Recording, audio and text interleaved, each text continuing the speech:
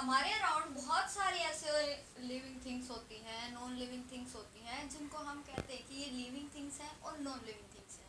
तो क्या क्राइटेरिया है जिसके बेस पे हम ये कह रहे हैं कि ये लिविंग है या फिर नॉन लिविंग है? जैसे हम बात करते हैं मूवमेंट की। मूवमेंट क्या होता है? कोई भी एक ऑब्जेक्ट एक प्लेस से दूसरी प्लेस के अंदर मूव कर रहा है, ठीक है। जैसे हम कोई भी व्हीकल की बात कर रहे हैं, वो यहाँ से क्या हो गया, रिप्लेस हो गया है, मूव कर रहा है। तो इसको क्या हम लिविंग थिंग्स कह सकते हैं। जैसे कोई भी ऑर्गेनिज्म है, हम यहाँ से चले हैं और यहाँ से कहाँ पर पहुँच गए हैं, इधर इतनी डिस्टेंस हमने कवर कर ली है।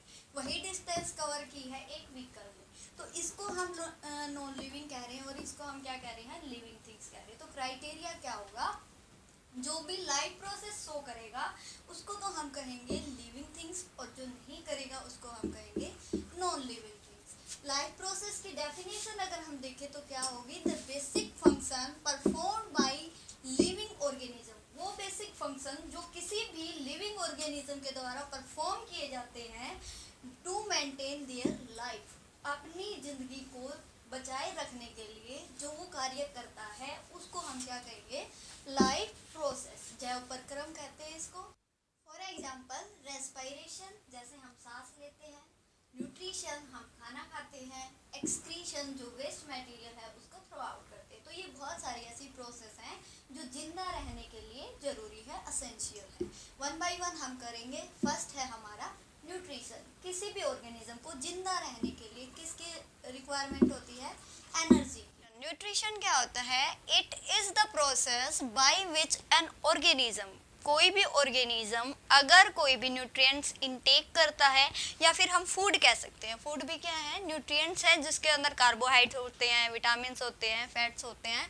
अगर उनका इनटेक करता है और यूटिलाइज करता है टू गेट एनर्जी लेने के लिए। अब कोई भी कार्य हो रहा है, जैसे मैं बोल रही हूँ, इसके लिए भी क्या रिक्वायरमेंट होगी, हमारी एनर्जी होगी। तो वो एनर्जी हमें किससे मिलती है, हमारी फूड से मिलती है। तो हर एक ऑर्गेनिज्म को किसकी रिक्वायरमेंट होती है, न्यूट्रिशन की होती है। न्यूट्रिशन किसके में हेल्प करता है, जैसे ग्रोथ, हमें ग्रो करने के लिए भी किसकी रिक्वायरमेंट होगी, न्यूट्रिशन की। रिपेयरिंग, मेंटेनेंस, तो इस सब में न्यूट्रिशन एसेंशियल होता है। तो न्यूट्रिशन के भी टाइप होते हैं।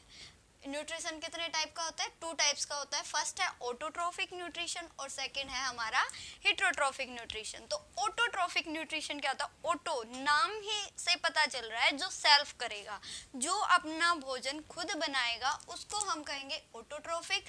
और हेट्रोट्रोफिक क्या होता है, जो दूसरे के ऊपर डिपेंड करेगा, उसको हम कहेंगे हेट्रोट्रोफिक न्यूट्रिशन।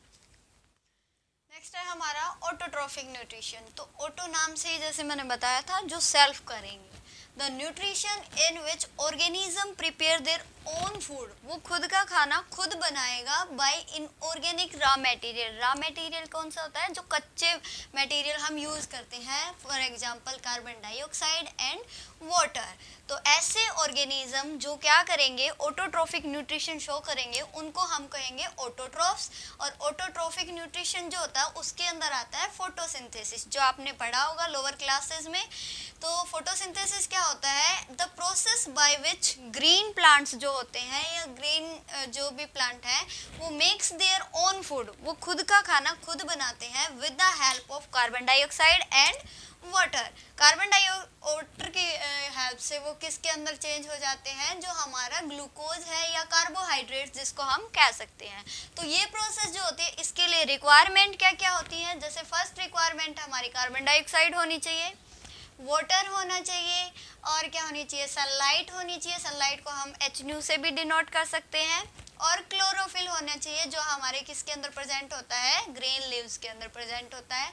तो ये सनलाइट की प्रेजेंस में कार्बन डाइऑक्साइड और जो वाटर है हमारा, वो चेंज हो जाता है ग्लूकोज के अंदर। प्लस में हमारी क्या निकलती है, ऑक्सीजन गैस निकलती है, जो वो एक्सहेल कर देते हैं और वो हमारे द्वारा इनहेल कर ली जाती है।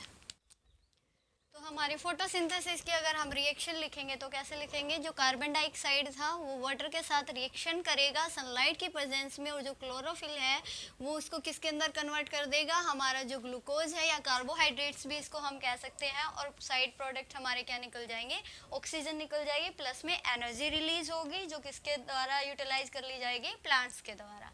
अब अगर ये प्रोसेस हम देखें तो किसके अंदर होती है, लीव्स के अंदर होती है। लीव्स का अगर हम एक सेक्शन कट करें तो कैसे दिखेगा, वो आउटर जो लेयर होती है उसको हम कहते हैं क्यूटिकल लेयर। ये जो क्यूटिकल लेयर होती है इसका मेन फंक्शन क्या होता है, प्रोटेक्शन का। ये प्रोटेक्ट करती है अपर लीव्स को, जिसके अंदर से जो ट्रांसपीरेशन है वो उसको प्रिवेंट करती है, ताकि एक्सेस लॉस ऑफ वाटर जो है वो रुक सके। और ये जो लेयर होती है ये कौन सी है हमारी, ये कौन सी लेयर है हमारी, अपर एपिडर्मिस। इसका भी क्या फंक्शन है कि ये प्रोटेक्शन प्रोवाइड करेगी हमारे जो लीव्स है उसको। उससे जस्ट बिलो क्या होते हैं, सेल ऑर्गेनेल्स कह सकते हैं हम जिसको, जिसके अंदर क्या होते हैं, ग्रीन डॉट्स होते हैं, जिसको हम कहते हैं क्लोरोफिल, जो जिसका मेन फंक्शन क्या होता है हमारा, फोटोसिंथेसिस करवाना। या अगर किसी भी लीव्स के अंदर क्लोरोफिल प्रेजेंट नहीं होता है तो हम वहाँ पे क्या कह सकते हैं, फोटोसिंथेसिस नहीं हो सकती है। तो ये बहुत एसेंशियल है। अब ये जो क्लोरोप्लास्ट होते हैं इसके अंदर क्या होते हैं, स्पेस प्रेजेंट होता है हर एक लीव्स के अंदर, जहाँ पे क्या होगा, हमारी कोई भी एयर एक्सचेंज टेक्स प्लेस होगा या एक्सेस वाटर जो होगा वो लॉस कर दिया जाएगा बाय द स्टोमेटा। अब यहाँ पे प्रेजेंट होते हैं जो लोअर हमारी एपिडर्मिस होती है उसके अंदर स्टोमेटा प्रेजेंट होते हैं। ये क्या है, हमारी गार्ड सेल है। गार्ड सेल का फंक्शन क्या होता है, जो स्टोमेटा है उसको ओपन करना और क्लोज करना। ये किसकी हेल्प से कंट्रोल होते हैं, गार्ड सेल की हेल्प से। और यहाँ पे कौन सी लेयर आ गई हमारी, जो है लोअर एपिडर्मिस, जिसका भी फंक्शन क्या होगा, प्रोटेक्शन का फंक्शन होगा। तो ये एक दूसरे से ज्वाइंट होते हैं। ये हमारा क्या है इधर, इसको हम स्टोमेटा कह सकते हैं। यहाँ पे क्या है, बहुत सारे क्लोरोफिल जो है हमारा प्रेजेंट है। तो ये क्या है हमारा एयर स्पेस, जिसके अंदर क्या होगा, गैसियस एक्सचेंज टेक्स प्लेस होगा हमारा। ठीक है,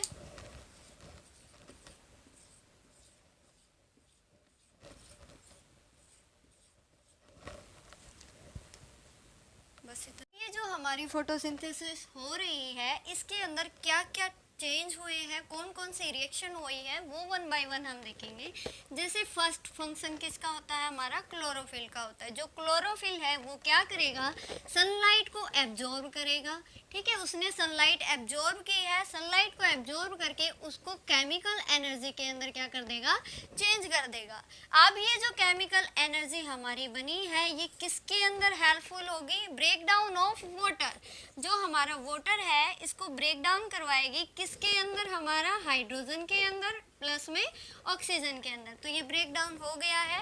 ब्रेक डाउन के बाद क्या होगा, ये जो केमिकल एनर्जी हमारी बनी थी वो फर्दर किस में हेल्पफुल होगी, ये जो कार्बन डाइऑक्साइड है उसके अंदर रिडक्शन होगा, वो रिड्यूस करके हमारा क्या बना देगी, कार्बोहाइड्रेट, जो क्या होते हैं ग्लूकोज या फिर स्टार्च के फॉर्म में प्लांट्स के अंदर स्टोर कर लिए जाते हैं। तो ये थी हमारी फोटोसिंथेसिस, जिसके अंदर क्या था, क्लोरोफिल ने सनलाइट एब्जॉर्ब की, एब्जॉर्ब करके उसको किसके अंदर चेंज कर दिया, केमिकल एनर्जी के अंदर चेंज किया। ये केमिकल एनर्जी क्या कर रही है, वाटर को डिसोसिएट करवा रही है हाइड्रोजन और ऑक्सीजन के अंदर। अब ये ही एनर्जी क्या करेगी, कार्बन को रिड्यूस करवा देगी। जो हमारा कार्बन डाइऑक्साइड है वो किसके अंदर कन्वर्ट हो जाएगा, हमारा कार्बोहाइड्रेट्स में, और जो किसके फॉर्म में स्टोर हो जाएंगे, हमारे स्टार्च के फॉर्म में हर एक प्लांट्स के अंदर। अब ये जो हमारी प्रोसेस हो रही है गैसियस एक्सचेंज, अब साइड प्रोडक्ट हमारा निकला है ऑक्सीजन। तो ये ऑक्सीजन जो है किसके थ्रू बाहर छोड़ा जाएगा, एक्सहेल किसके थ्रू किया जाएगा, वो हमें देखना है। तो ये फंक्शन कौन करता है, हमारा स्टोमेटा की। तो स्टोमेटा जो होता है ओपन और क्लोज कैसे होता है वो हमें देखना है। तो फर्स्ट हमने अभी जस्ट थोड़ी देर पहले डायग्राम बनाया था, उसमें यहाँ पे नीचे मैंने क्या बनाई थी, गार्ड सेल बनाई थी, जो क्या कर रही थी, स्टोमेटा पोर को ओपन और क्लोज कर रही थी। तो वो गार्ड सेल कौन सी है, जो यहाँ पे आपको दिख रही है, ये हमारी क्या है, गार्ड सेल है। तो अगर हमारा प्लांट नीचे से वाटर एब्जॉर्ब कर रहा है, वो वाटर जो एब्जॉर्ब हो रहा है उसको लॉस करना भी ज़रूरी है, जो एक्सेस वाटर है। तो एक्सेस वाटर है वो हमारा किसके अंदर एंटर कर जाता है, हमारी जो गार्ड सेल है उसके अंदर जैसे ही वाटर एंटर करेगा वो स्वेल अप हो जाएंगी। जैसे ही वो स्वेल अप होंगी, स्वेल अप होते ही ये जो हमारा स्पेस होता है इनके बीच का वो बढ़ जाएगा। जैसे स्पेस ज़्यादा होगा, अंदर जो ऑक्सीजन थी वो बाहर आ जाएगी। क्यों? क्योंकि अंदर क्या है, हमारी लो कंसंट्रेशन है, सॉरी हाई कंसंट्रेशन है किसकी, ऑक्सीजन की, और बाहर क्या है, लो है। तो हर एक जो पार्टिकल्स होता है वो मूव करता है high to low to maintain the concentration. तो हमारी ऑक्सीजन बाहर चली जाएगी। अब अंदर क्या हो गया है, कंसंट्रेशन ग्रेडियंट बन गया है, जिसके कारण जो वाटर है वो वापस किसके अंदर आ जाता है, जो पोर होता है उसके अंदर आ गया। तो जैसे ही वाटर गार्ड सेल के अंदर से इंटरसेलुलर जो स्पेस है उसके अंदर आएगा, तो गार्ड सेल क्या हो जाएंगी, श्रिंक हो जाएंगी, वो सिकुड़ जाएंगे। सिकुड़ते ही क्या होगा, जो स्टोमेटल पोर है वो क्या हो जाएगा, क्लोज हो जाएगा। तो इस तरह गैसियस एक्सचेंज इसके अंदर टेक्स प्लेस होता है। तो ये थी हमारी फोटोसिंथेसिस, जिसके अंदर हमने क्या किया है, जो हमारा एक्स्ट्रा पार्ट मटेरियल था वो क्या हो गया है, लॉस कर दिया।